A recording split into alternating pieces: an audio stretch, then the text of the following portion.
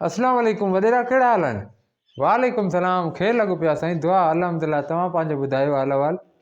अल्लाह पाक या लख एहसान करीम या कुर्ब तव्हांजो दुआऊं। ॾे हाल अहिवाल भला रोज़ा वोज़ा रखी थो न? न यार न रोज़ा वोज़ा कोन था रखूं।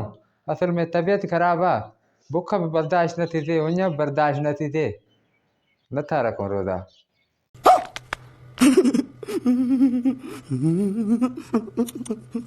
अच्छा भला निमाज़ विमाज़ पढ़ो था या उहा बि न?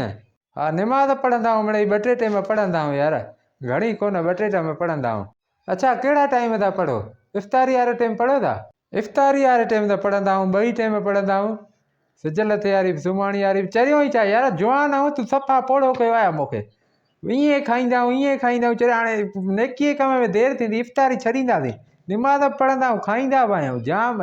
इहे हलवा तुंहिंजूं शरबत अलाए उहे खाधा जेके कॾहिं ॿुधा बि कोन्हनि, उहे बि खाईंदा आहियूं। शाबाश बेटा, बहुत बढ़िया। ईअं त माशाल्लाह मां बि चवां जवान आहियो, माशाल्लाह लॻो बि था, छॾींदा त कोन हूंदो वाक़ई। सो दोस्तो तव्हांखे अगरि वीडियो सुठी लगी आहे त वीडियो खे लाइक कयो, वधि खां वधि शेयर कयो ऐं रखिजो पंहिंजो ख्यालु। वरी मिलंदासीं नेक्स्ट वीडियो में। ख़ुदा हाफ़िज़।